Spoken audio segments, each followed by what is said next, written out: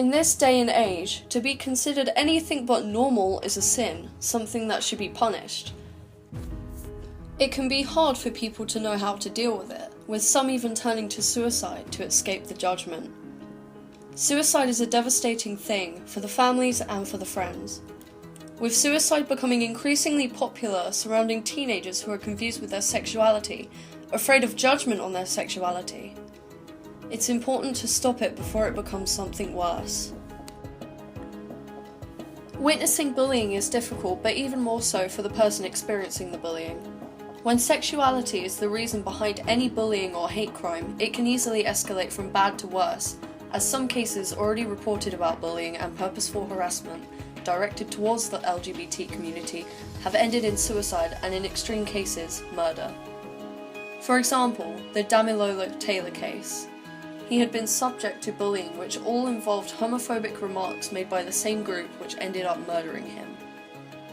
I decided to do a few interviews with multiple students to understand how they may be affected by the bullying that they have experienced, or bullying that other people have experienced that they have witnessed. Could you please state your name and your age for the camera, please? I'm Max Posnet and I'm 18 years old. Yeah, my name's Michael Messina, I'm 17. My name is Daniel Herbert, I am 17 years of age. I'm Alex West and I'm 17. What does the word discrimination mean to you? I'm treating people differently, kind of depending on certain societal factors. To persecute someone for religious, sexual orientation or political beliefs. It's something that we have to live with, but it's terrible and it happens to a lot of people. When someone bullies someone else because of a difference. Can you tell me if you've ever experienced discrimination? Yeah. Do you want to describe it? Yeah, I've been discriminated for like my weight, discriminated like my social group, like emo, discriminated because of my sexuality. I have not personally ever had discrimination against me. Have you witnessed anyone else experience it? I have witnessed discrimination on public transport before. Not directly, but of course, like, there's always time, I guess. Not personally, no.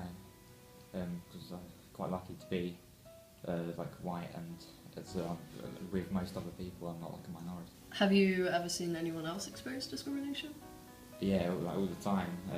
If you're black or Muslim or anything in today's day and age, you're going to get even like jokes or like purposely offensive remarks made towards you.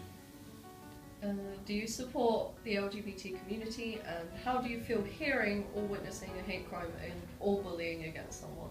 I support the LGBT community because I believe they have a voice and they should have it to be heard.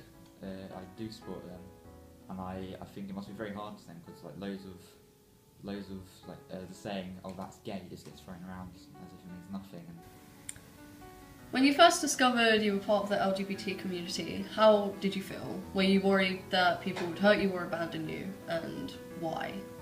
I was worried because like you do see like, you know, in media and stuff, you do see people be like, oh, that's gay. There's a stigma surrounding it, but when I looked at my friends group and a lot of them came out before I did, it just saw that it was accepted. It's going to judge you for who you want to basically see or date or whatever.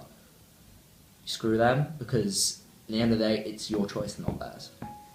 I didn't feel that, but I can understand where it kind of comes. And I think the people that I've told have been really accepting of it, and it's been a kind of really good experience for me on the whole, you know. And I think it's a really good thing to kind of have a community around you that do support you and do care about you a lot. Some people say that schools aren't doing enough to prevent the bullying from happening, so I decided to take it a step further and interview a teacher who has worked at Three Rivers Academy for a while to see her view on it. Okay, it's Karen Dryden and I work at the Three Rivers Academy. I'm the lead manager of the library here, and I've been here for over 10 years. As a librarian, you are subject to hearing comments by students multiple times during the day. What kinds of things do you hear?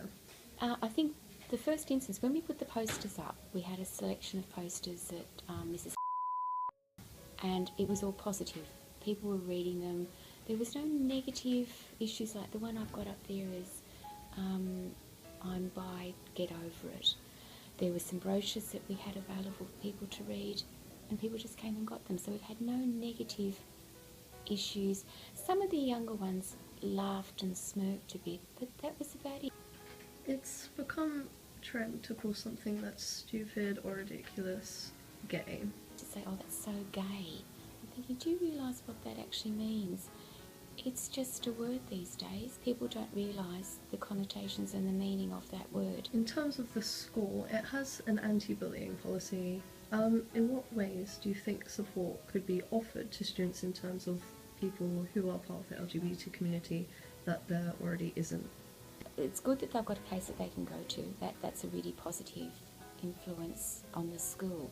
But I think you just need to be made aware that you've got a safe place to come to, that you can go and talk to people about your concerns. We know that there's a few teachers that you can go to, but I think other teachers need to be made that, yes, you can come to me, I'm not going to say anything, I'm just going to listen to you. I think more staff accessibility should be made.